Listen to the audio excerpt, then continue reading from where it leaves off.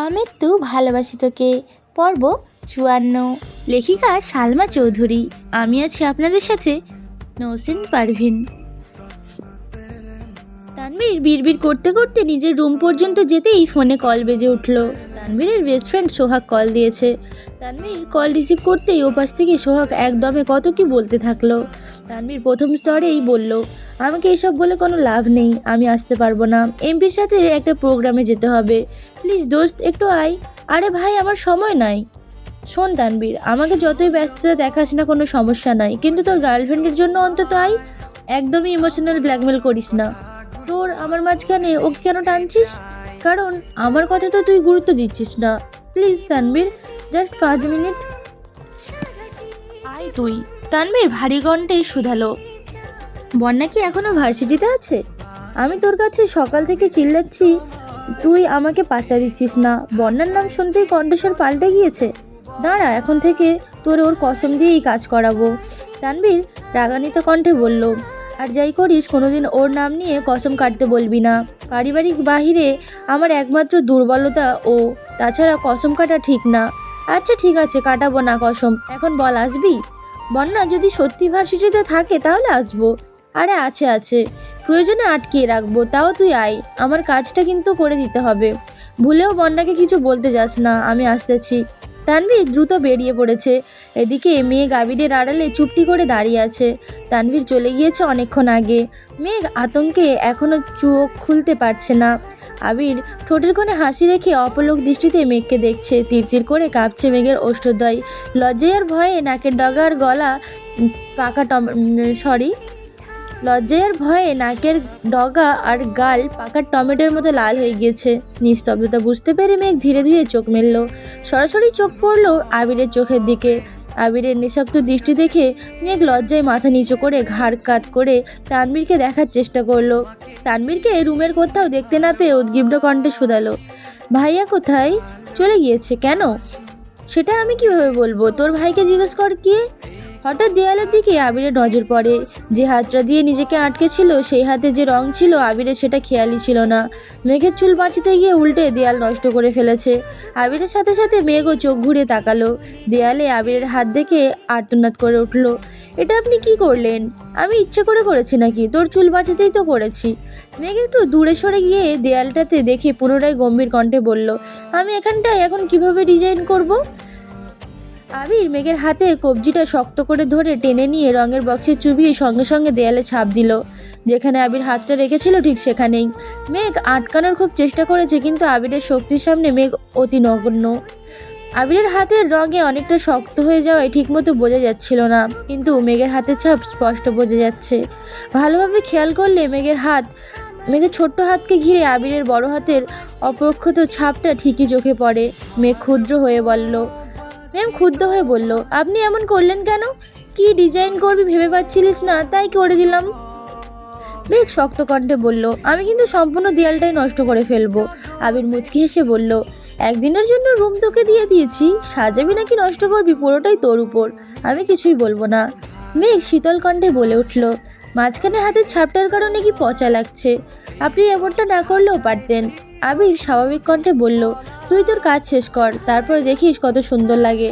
মেঘ মুখ ভেঙচি করে ঠোঁট বেঁকিয়ে কাঁদো কাঁদো মুখ করে আবিরের দিকে তাকিয়ে আছে।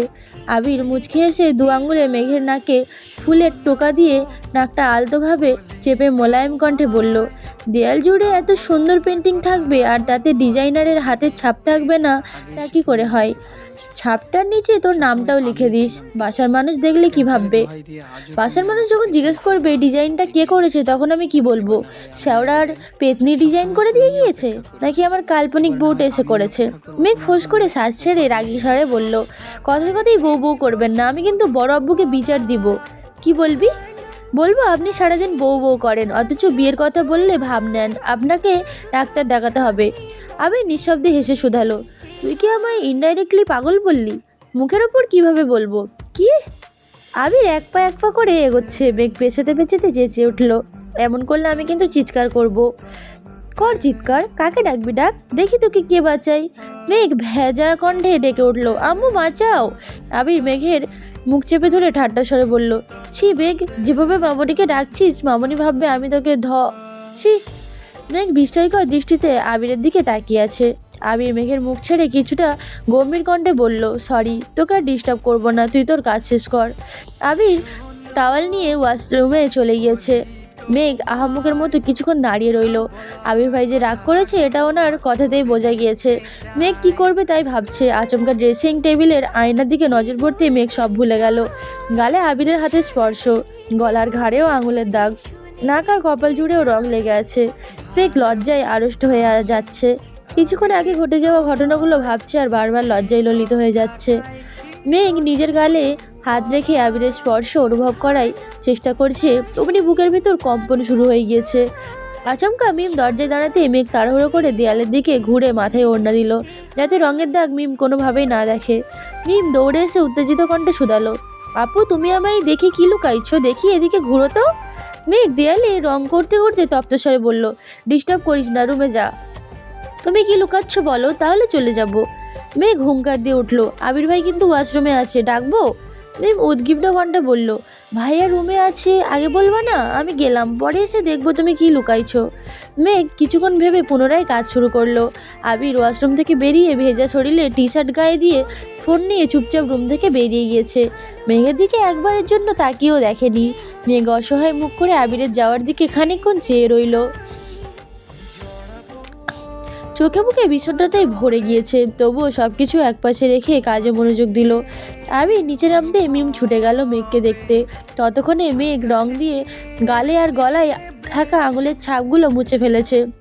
মিম রুমে ঢুকেই তীক্ষ্ণ দৃষ্টিতে তাকিয়ে বলল, তখন কি লুকাইছিলা?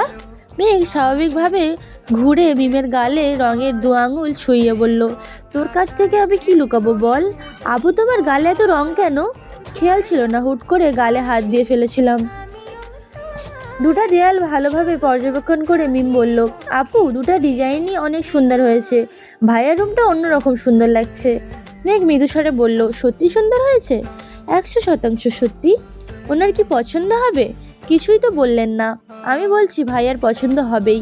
তাছাড়া তুমি যা এঁকে দিবা ভাইয়া সেটাই প্রশংসা করবে। দেখো, যেটা সেটা ব্যাগের ছাতা হলেও তবুও বলবে অনেক সুন্দর। মেঘ বিছানার উপর বসে পা ঝুলাচ্ছে আর মেঘের সাথে গল্প করছে। মেঘ আবিরের কথা মতো নিজের হাতের ছাপটা নিজের হাতের নিচে ছাপের নিচে নিজের নামটাও লিখে দিয়েছে। তাছাড়া এক সাইডে সাজ্জাদুল খান আবির নাম লিখে ডিজাইন করে দিয়েছে। মিমকে কিছু জিনিস দিয়ে আগেই পাঠিয়ে দিয়েছে। বাকিগুলো নিয়ে মেঘ পেছন পেছন আসছে। এতক্ষণের মধ্যে আবির একবারেও উপরে যায়নি। মিম নিচে আসতেই আবির প্রশ্ন করলো, তোর বোনের কাজ শেষ হয়েছে? হ্যাঁ, অনেকক্ষণ আগেই শেষ হয়েছে। আবির কোনো কথা না বলেই নিজের রুমে চলে গিয়েছে। দুটা দেয়ালে ডিজাইনের কারণে রুমটা চেনাই যাচ্ছে না। আবিরের রুমটা খানবাড়ির সবগুলো রুমের থেকে বড়। একসময় এই রুমে আলী আহমেদ খান আর মালিয়া খান থাকতেন। ওনাদের জন্যই মূলত বানানো হয়েছিল। পরবর্তীতে বিভিন্ন সমস্যার কারণে আলী আহমেদ খানরা নিচে চলে আসেন আর রুমটা আবিরের দখল চলে যায়। রুমটা ঠিক মাঝখানে মাঝামাঝি দরজাটা অবস্থিত। ভেতরে একপাশে আবিরের ব্যবহার্য সব প্রয়োজনীয় সামগ্রী আর অন্য পাশে সব অপ্রয়োজনীয় জিনিসপত্র। ছোটবেলার সাইকেল থেকে শুরু করে লাগেজ, ক্রিকেট, ফুটবল খেলার যাবতীয় জিনিসপত্র, পুরানো একটা ওয়ার্ড্রব, আরও অনেক কিছু রয়েছে। ওইদিকে সব জিনিসপত্র বড় কাপড় দিয়ে ঢাকা। মালিয়া খান বলেছিলেন পুরানো জিনিসপত্র স্টোর রুমে রেখে দিতে, কিন্তু আবির সেগুলো সরাতে রাজি হয়নি। রুমে আর্ট করায় এখন এক পাশ অতিরিক্ত সুন্দর হয়ে গিয়েছে আর অন্য পাশে অগোছালো। তবে আবিরের সেদিকে মনোযোগ নেই। আবির উদ্ধৃত নয়নে দেয়ালের দিকে চেয়ে আছে। একবার চোখ পড়ছে নিজের নামের দিকে, পুনরায় নজর আটকায় মেঘের হাতের ছাপে, সেই হাতে লেখা মেঘ নামটার উপর। আকস্মাৎ আবিরের মুখে হাসি ফোটে। অন্যদিকে তানভীর ভার্সিটির সামনে আসতেই সোহাগ আর শিমুলকে দেখতে পেল। ওরা তানভীরকে দেখেই হাসি মুখে এগিয়ে আসলো। তানভীর প্রশ্ন করলো, বন্যা কোথায়? চল আমাদের কাজটা আগে শেষ করে আসি। 5 মিনিটের কাজ। বন্যার সাথে আগে দেখা করব, তারপর তোদের ব্যাপারটা ভেবে দেখব। দুটা মেয়ের সাথে ওইদিকে গেল। তানভীর ওদের দেখানোর পথেই বাইক স্টার্ট দিল। থামলো ঠিক বন্যাদের পেছনে। বন্যারা পেছনে ফিরে তাকিয়ে দেখলো না। তানভীর ঘন ঘন হর্ন দিতে লাগলো। এক প্রকার বিরক্ত হয়ে বন্যা পেছনে ফিরতেই দেখলো তানভীর বাইকে এসে দৃঢ় দৃষ্টিতে চেয়ে আছে। বন্যা চেহারা স্বাভাবিক করার চেষ্টা করলো। তানভীর গম্ভীর কণ্ঠে বলল, এদিকে আসো। বন্যা বান্ধবীদের দিকে তাকিয়ে ধীর গতিতে এগিয়ে আসলো। তানভীর প্রখর তপ্ত স্বরে বলল, ফোন দিলে ফোন রিসিভ করার প্রয়োজন মনে করো না? ইদানিং ফোন বন্ধ করে রেখেছো, সমস্যা কি তোমার? বন্যা স্বাভাবিক কণ্ঠে বলল, আমার ফোন নষ্ট হয়ে গিয়েছে, নতুন ফোন কিনতে হবে। আব্বু বলছে আগামী সপ্তাহে ফোন কিনে দিবেন। ওহ, আর অন্য কোনো কারণ নেই তো? আবার কি কারণ থাকবে? ভাইয়া যখন অ্যাক্সিডেন্ট করেছিল তখন তোমাকে রাগে উল্টাপাল্টা কথা বলেছিলাম, তার জন্য দুঃখিত। ভাইয়া রক্তাক্ত দেহ দেখে আমি তখন মানসিকভাবে ভেঙে পড়েছিলাম, বুঝে না বুঝে তোমার সাথেই রাগারাগি করেছি। বন্যা মলিন হেসে বলল, কোনো ব্যাপার না, আমি কিছু মনে করিনি। আপনার জায়গায় আমি থাকলেও হয়তো এভাবেই রিয়াক্ট করতাম, নয়তো আরও বেশি করতাম। আই অ্যাম রিয়েলি সরি বন্যা, এত ফর্মালিটি করতে হবে না। আমি সত্যিই কিছু মনে করিনি। আবির ভাই এখন কেমন আছেন? মেঘ কেমন আছেন?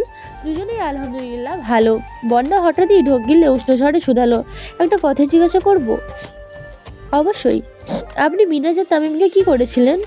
কেন, কোনো সমস্যা? না না, ওরা অনেক দিন ভার্সিটিতে আসেনি, এখন আসলেও চুপচাপ হয়ে গিয়েছে, তাই বলছিলাম। ও আচ্ছা, এসব কোনো বিষয় না, আমি বেশি কিছু করিনি। আমার জায়গায় ভাইয়া থাকলে ওদের আর কোনোদিনই দেখতে পারতাম না। তানভীর একটু থেমে আবার প্রশ্ন করলো, ওহ একটা কথা, ভার্সিটিতে কেউ তোমাকে ডিস্টার্ব করে? বন্যা মনে মনে আওড়ালো, ডিস্টার্ব করলেও তো আপনাকেও বলবো না। স্বাভাবিক কণ্ঠে বলল, না, যদি মনে করো আমাকে না বললে আমি কিছু জানতে পারবো না, তাহলে এটা তোমার ভুল ধারণা, বরং তুমি নিজে থেকেই জানালে তোমারই লাভ। বন্যা কপাল গুটিয়ে ধীর কণ্ঠে বলল, এখন আসি। যেতে বলেছি তোমায়? আমার তাড়া আছে। কেন, কেউ অপেক্ষা করছে? মানে কিছু না, ভার্সিটিতে পরশুদিন প্রোগ্রাম আছে, কষ্ট করে মেঘকে জানিয়ে দিন। ঠিক আছে, এখন চলো। কোথায়? তোমায় কিছু খাওয়াই। আমি আজ কিছু খাবো না, অন্য কোনো দিন আমি আপনাকে খাওয়াবো। তানভীর ভারী কণ্ঠে বলল, সেসব পরে দেখা যাবে, এখন বাইকে এসো। এক গ্লাস আখের জুস খেতেও হবে, না হয় আমি ধরে নিব তুমি আমার উপর রাগ করে আছো। আমি সত্যিই রেগে নাই, বিশ্বাস করুন। বললাম, বিশ্বাসও করলাম, এখন চলো। বন্যা দাঁতে দাঁত চেপে বাইকে উঠে বসলো। ইচ্ছে না থাকা সত্ত্বেও তানভীরের সঙ্গে 2 গ্লাস আখের জুস খেয়েছে। শুধুমাত্র মেঘের ভাই বলে বাধ্য হয়ে বন্যা তানভীরের সাথে কথা বলে, না হয় কোনোদিনই বন্যা বলতো না। মিনহাজের তামিমকে বন্যা 2-1 বার জিজ্ঞেস করেছিল কি হয়েছে, কিন্তু কিছু ওরা বলছে না। একবার কথা এড়িয়ে যায়, তার জন্য বন্যাও তেমন জোর করে না। তবে ভালো কিছু যে ঘটেনি বন্যা 100% নিশ্চিত। আবিরের অসুস্থতার পর থেকে মেঘ মিনহাজদের কথা ভুলেও ভাবে না। বন্যা কিছু বললেও তেমন পাত্তা দেয় না, এমনকি রেগুলার ভার্সিটিতেও আসে না। বাড়ির কেউ কিছু বললে শরীর খারাপ, মন খারাপ বলে বাহানা দেয়, আর বাকি সব তানভীর সামলায়। না বোনকে কিছু বলতে পারে আর না বাসায়। মেঘের চোখে তানভীর সেরা ভাই হলেও বন্যার চোখে তানভীর একজন রাজনীতিবিদ, দাপটি ভিলেন টাইপের ছেলে। এত বছর যাবৎ মেঘকে শাসন করে দেখে বন্যা তানভীরের ভয় পেত। মিনাজদের ঘটনার পর থেকে বন্যা আরও বেশি আতঙ্কে থাকে, দূরত্ব মেনটেন করে চলে। তানভীর বন্যাকে রিক্সায় উঠিয়ে দিয়ে সোহাগদের কাছে আসছে। সোহাগ ঠাট্টা স্বরে বলল, আগে আসতেই চাইছিলি না, আর এখন? তানভীর মুচকি এসে বলল, কতদিন পর মেয়েটাকে দেখলাম, আহা কত আবেগ। কোথায় যাবি বলছিলি? চল। বিকেল থেকেই মেঘ আর মিম শপিংয়ে যাবে বলে পাগলামি করছে। তানভীরকে যেতে বলা হয়েছে, কিন্তু তানভীর প্রোগ্রামে ব্যস্ত বলে যেতে পারবে না। মেঘ আর মিম একা যেতে পারলেও মেঘ আর মিম একা যেতে পাগলামি শুরু করেছে। ওদের হাওমাও শুনে আবির নিচে আসছে। আবিরকে দেখেই দুই বোন চুপ হয়ে গিয়েছে। সদ্য ঘুম থেকে উঠে আসায় আবিরের চোখগুলো লাল টকটকে হয়ে আছে। আবির অস্ফুট কণ্ঠে শোধালো, কি হয়েছে তোদের? মেঘ মিম কেউই কোনো কথা বলে না। আকলিমা খান বললেন, ওরা শপিংয়ে যেতে যাচ্ছে যাক, সমস্যা কি? একা যেতে চাচ্ছে। আবির কপাল কুঁচকে তাকিয়ে বলল, একা যেতে হবে কেন? তোমরা না গেলে আমি ওদের নিয়ে যাচ্ছি। মেঘ আর মিম দুজনেই একসঙ্গে চেঁচিয়ে উঠল, না। রাগে আবিরের চোখ মুখ লাল হয়ে গিয়েছে। কপাল কুঁচকে গম্ভীর কণ্ঠে শুধালেন, সমস্যা কি তোদের? মেঘ মাথা নিচু করে উত্তর দিল, কোনো সমস্যা নাই। সমস্যা না থাকলে কাকিয়াদের নিয়ে শপিংয়ে যা, বেশি তাড়ামি করবি না, ঠিক আছে? মেঘ একদৃষ্টিতে আবিরের দিকে তাকিয়ে উপর নিচ মাথা নাড়ালো। অনুমতি ছাড়া একা শপিংয়ে যাওয়া অসম্ভব বিষয়, এটা তাদের অজানা নয়। তবুও চেষ্টা করে দেখছিল যদি অনুমতি পেয়ে যায়। আবির আগের ভাবমূর্তি বজায় রেখে দাঁড়িয়ে আছে। মেঘ আর মিম তাড়াহুড়ো করে নিজেদের রুমে চলে গিয়েছে। হালিমা খান আর আকলিমা খানের সঙ্গে মিম আর মেঘ শপিংয়ে গিয়েছে।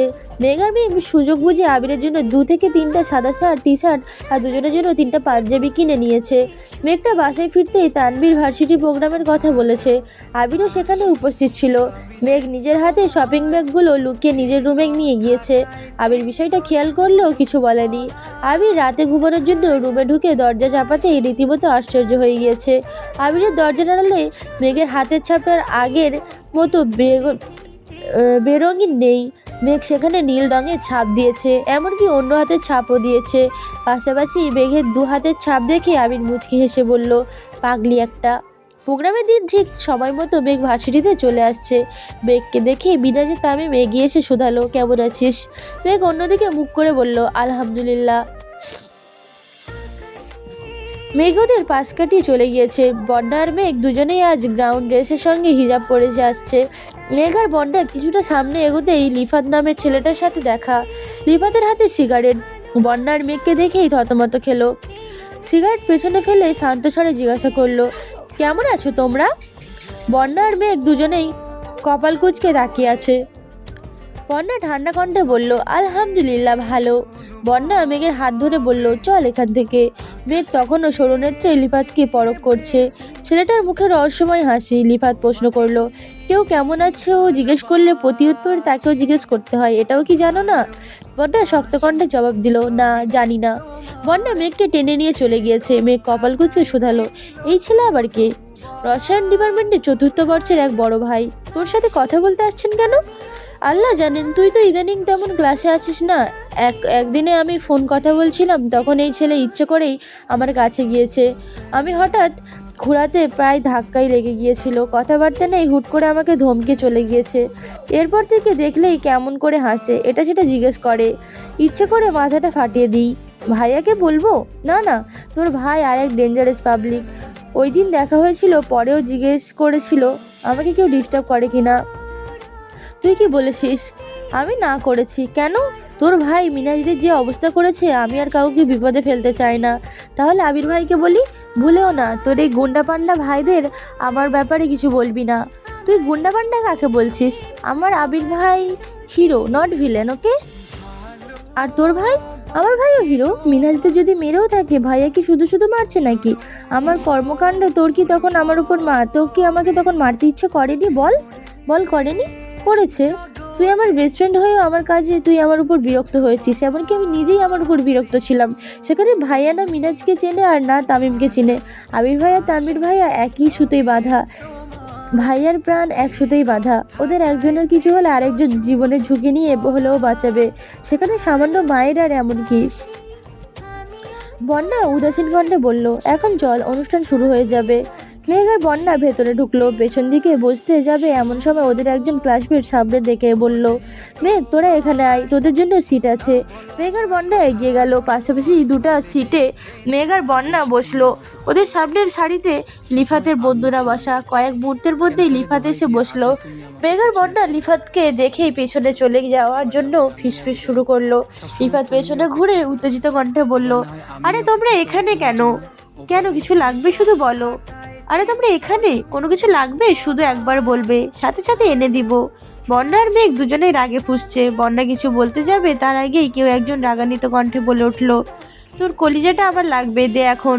মেঘ আর বন্যা দুজনেই চমকে উঠে পাশ ফিরে তাকালো। নিফাতও আটকে উঠে সেদিকে তাকালো। চোখ পর্যন্ত ঢেকে রাখা ক্যাপটা সরাতেই তানভীরের মুখটা স্পষ্ট দেখা গেল। লিফাতের দিকে অগ্নিদৃষ্টিতে তাকিয়ে আছে। তানভীরকে দেখে বন্যা আর মেঘ দুজনেই ভয় পাচ্ছে। লিফাত বেশ কিছুক্ষণ তীক্ষ্ণ দৃষ্টিতে তাকিয়ে হঠাৎই হেসে ফেলল। তানভীর চোখ মুখ কুঁচকে পুনরায় বলল, কি হলো, দিবি না? মেয়েদের প্রতি এত যত্ন, যা চাইবে সাথে সাথে এনে দিবি, আর আমি সামান্য কলিজাটা চাইছি, তুই সেটা দিতেই রাজি হচ্ছিস না? লিফাত, তোর থেকে এটা আশা করিনি। লিফাত হঠাৎই অস্বাভাবিকতাভাবে হাসতে শুরু করলো। হাসতে হাসতে বলল, আরে ভাই তুমি, তোমার কি লাগবে বলো শুধু, দেখো তোমার ভাই তোমার জন্য কি করে। তানভীরের চোখে মুখে বিরক্তির ছাপ। বিরক্তি ভরা কণ্ঠে বলল, আপাতত তোর কলিজাটা হলেই হবে, চাইলে তোর হাড়টাও দিতে পারিস। আমিও দেখি ওইখানে ঠিক কতজনের জায়গা দিয়েছিস। লিফাত মুখে হাসি রেখে বলল, এই সর আমাকে সাইড দে। লিফাত এগিয়ে আসতেই তানভীর বসা থেকে উঠে দাঁড়ালো। রিফাত তানবীরকে জড়িয়ে ধরে বিড়বিড় করে বলতে লাগলো, প্লিজ ভাই, এখানে অনেক জুনিয়র আছে, ওদের সামনে আমার মান সম্মানটা ডুবিও না প্লিজ। তানবীর রাগান্বিত কণ্ঠে গজগজ করতে করতে বলল, তোর হিসাবের খাতায় এখনো অবধি 1000 মেয়ের নাম উঠেছে, আর কত? সরি ভাই, তুমি এখানে কেন আসছো? ওরা কি তোমার কিছু হয় নাকি অন্য কারোর জন্য আসছো? যেই যেই বন্যার পেছনে ঘুরঘুর করছিস সে একান্তই আমার, তার পাশের জন আমার একমাত্র বোন আর আবির ভাইয়ের পার্সোনাল সম্পত্তি। তুই ভুল জায়গায় হাত বাড়াচ্ছিস রিফাত, তোকে কি করা উচিত নিজেই বল। সরি ভাইয়া, প্লিজ মাফ করে দাও, আমি জানতাম না ওরা তোমাদের কাছের লোক। তোকে লাস্ট ওয়ার্নিং দিচ্ছি রিফাত, ভবিষ্যতে কোনো মেয়ের দিকে কুনজরে দিলে সার্টিফিকেট নিয়ে বের হতে পারবি না কলেজ থেকে, বলে দিলাম। প্লিজ তানবীর ভাই, এমনটা করো না, প্রয়োজনে আমি তোমার পায়ে ধরে মাপ চাইবো। আবির ভাইয়া কোথায় আছেন, আমি ওনার পায়ে ধরে গিয়ে মাপ চেয়ে নিব। তবুও এমন কিছু করো না ভাই। ঠিক আছে, লাস্টবারের মতো ছেড়ে দিচ্ছি। রিফাত একগাল হেসে বলল, থ্যাংক ইউ ভাই। তানবীর ভারী কণ্ঠে বলল, মনে থাকে যেন। অবশ্যই। রিফাত নিজের চেয়ারে গিয়ে বসলো, পেছন ফেরা তো দূর, ঘাড় পর্যন্ত কাজ করছে না। তানবীর মেঘ আর বন্যার জন্য কিছু খাবার আগে কিনে নিয়ে আসছিল, সেগুলো দিয়ে কাপ পড়তে পড়তে বলল, আমি আসছি। মেঘ হাসি মুখে বলল, অনুষ্ঠান দেখবা না? আমি অনুষ্ঠান দেখতে আসিনি, যে কাজে আসছিলাম তা শেষ, অনুষ্ঠান শেষে বাসায় চলে যাস, উল্টাপাল্টা ঘুরিস না। তানবীর চলে গিয়েছে, খুশিতে মেঘের চোখ চকচক করছে। বন্যার দিকে তাকিয়ে ঠোঁট বেঁকিয়ে হেসে বলল, দেখেছিস আমার ভাই সেরাদের সেরা। তুই না বললেও ঠিকই জেনে ফেলেছে, ওই ছেলে মাপও চেয়েছে, দেখছিস? তুই ওই ছেলে মাপ যে চাইছে, দেখেছিস? বন্যা ফোঁস করে শ্বাস ছেড়ে রাগী স্বরে বলল, তুই গিয়ে শুনেছিলি মাপ চাইও নাই, মাপ নাও চাইতে পারে। মেঘ ভ্রু কুঁচকে বলল, এই তুই কি আমার ভাইদের পাওয়া নিয়ে সন্দেহ করছিস? আমি শিওর এই ছেলে ভাইয়ের কাছে মাপ চাইছে।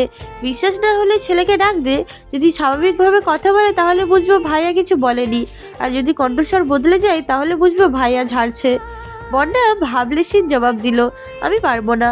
মেঘ ভেঙচি কেটে বলল, না পারলে নাই, আমার ভাই যে হিরো তার প্রমাণ আমি নিজেই দিব, আমায় তো দিতেই হবে। মেঘ সামনের দিকে কিছুটা ঝুঁকে ডাকলো, এক্সকিউজ মি ভাইয়া। ছেলেটা পেছনে না তাকিয়ে ঢোক গিলে ধীর কণ্ঠে জবাব দিল, জি আপু, কিছু বলবেন? আমাদের জন্য কি কোনো সমস্যা হচ্ছে? আমরা কি পেছনে চলে যাব? মেঘ তাড়াহুড়ো করে বলল, না পেছনে যেতে হবে না, আমাদের কোনো সমস্যা হচ্ছে না। মেঘ বন্যার দিকে তাকিয়ে মুচকি এসে বলল, দেখলি? এর মধ্যেই রাজনীতিবিদদের আগমন ঘটলো, আশেপাশে বসা জুনিয়ররা সবাই দাঁড়িয়ে সালাম দিচ্ছে। মেঘ আর বন্যা স্বাভাবিকভাবেই বসে রইল। একজনের নজর মেঘদের দিকে পড়তেই সামনে 2-3 জনকে ডেকে বলল, আকস্মাত করা থমকে গেল, ঘুরে এসে মেঘদের কাছে দাঁড়ালো। মেঘ আর বন্যা মনে মনে ভয় পাচ্ছে, ভাবছে দাঁড়ায়নি বলে হয়তো ওনারা বকা দিতে আসছে। তাদের মধ্যে একজন মেঘকে উদ্দেশ্য করে বলে উঠলেন, আসসালামু আলাইকুম আপু। ওয়ালাইকুম আসসালাম। তোমরা এত পেছনে বসেছো কেন? আসো সামনে এসে বসো। মেঘ আর বন্যা দুজনেই থতমত খেয়ে বলল, না ভাইয়া, আমরা এখানেই ঠিক আছি। তা বললে হবে না আপু, আবির ভাইয়াকে এত করে রিকোয়েস্ট করার পরে উনি আমাদের প্রোগ্রামে আসেননি, অবশ্য তার জন্য আমরা দায়ী।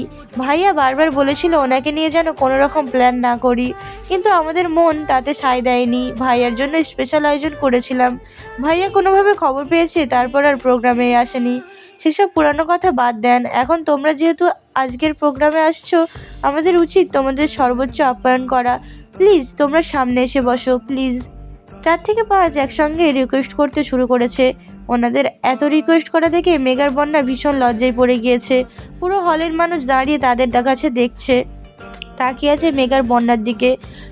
যাদের দাপটে সবাই আতঙ্কে থাকে, সেখানে তারা প্রথম বর্ষের 2 মেয়েদের এত রিকোয়েস্ট করতেছে, এটা সবার কল্পনার বাহিরে।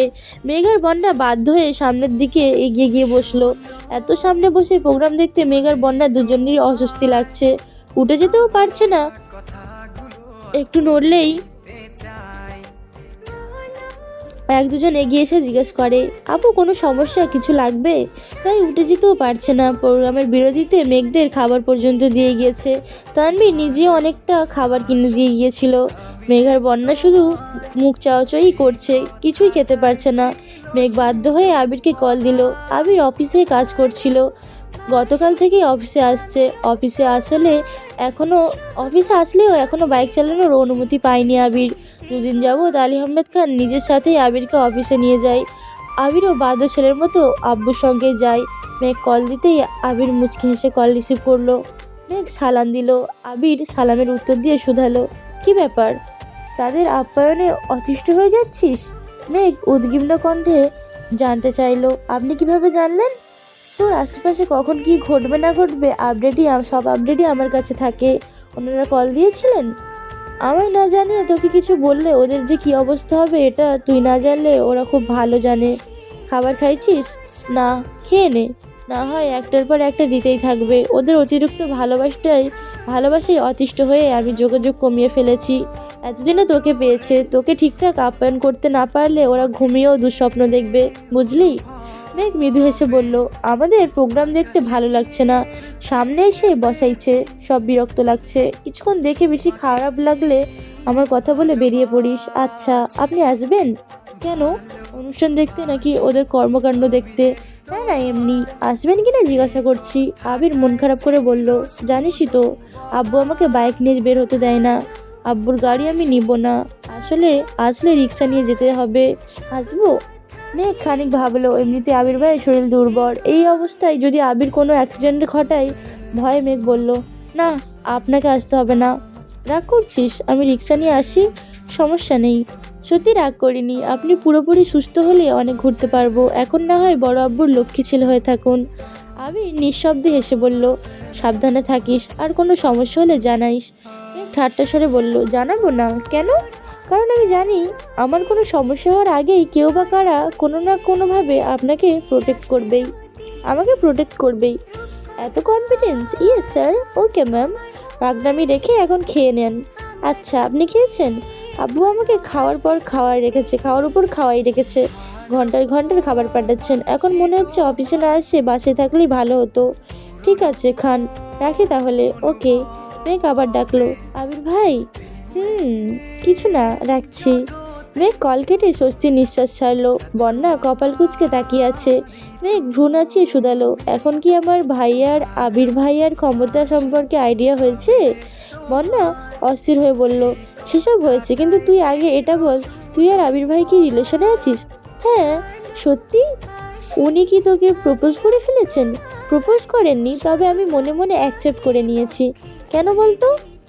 তোদের এত সুন্দর কথোপকথন শুনে আমার নিজেরই শান্তি লাগছে। মেঘ মুচকি হাসলো, সাথে বন্যাও। এই পর্যন্তই ছিল আমৃত্যু ভালোবাসি তোকে পর্ব 54।